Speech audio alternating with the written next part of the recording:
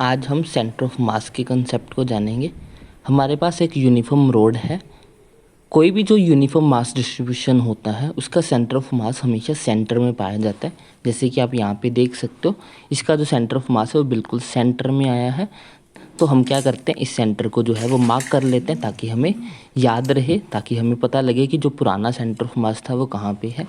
ये centre of mass तब है जब हमारा जो रोड है वो यूनिफॉर्मली मास डिस्ट्रीब्यूटेड है, मतलब कि उसका हर जगह पे मास जो है वो सेम है, यूनिफॉर्म रोड है और उसका सेंटर ऑफ मास हमेशा उसके सेंटर में ही मिलता है। अब हम क्या कर रहे हैं, इसकी एक तरफ जो है वो थोड़ा मास इंट्रोड्यूस करवाएंगे।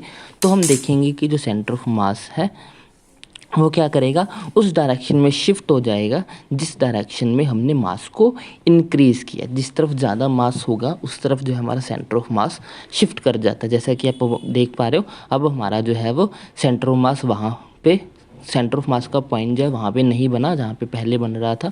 अब जो है वो थोड़ा सा राइट पोजीशन में शिफ्ट हो गया। राइट पोजीशन में क्यों शिफ्ट हुआ, क्योंकि हमने राइट पोजीशन में जो है वो हमने मास को इंक्रीज़ किया था। आप देख सकते हो हमारा सेंटर ऑफ मास जो है वो अलग है। जैसे ही हमने जो है वो एक तरफ मास को इंक्रीज़ किया तो उसी साइड जो है वो हमारा सेंटर ऑफ मास का पॉइंट भी जो है वो शिफ्ट हो गया। अब हमने जो है वो रोड के लेफ़्ट साइड पे मास को इंट्रोड्यूस किया है और इस बार हम फिर से देख पा रहे हैं कि जो मास है वो अब जो है वो सेंटर ऑफ मास का पॉइंट जो है वो हमारा लेफ़्ट तरफ जो है वो शिफ्ट हो जाएगा।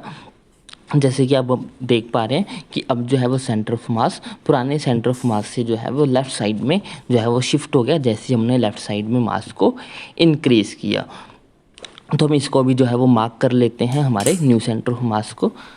तो ये हमारे पास 3 पोजीशंस पे हमने सेंटर ऑफ मास कैलकुलेट कर लिया। पहला जब कोई मास नहीं था, यूनिफॉर्मली था, फिर जब राइट साइड और फिर जो है वो लेफ़्ट साइड का मास हमने चेंज किया। तो इससे हमें ये पता लगता है कि जो सेंटर ऑफ मास है वो मास पे डिपेंड करता है। जिस तरफ मास ज़्यादा होता है सेंटर ऑफ मास का पॉइंट भी जो है वो उसी तरफ पाया जाए।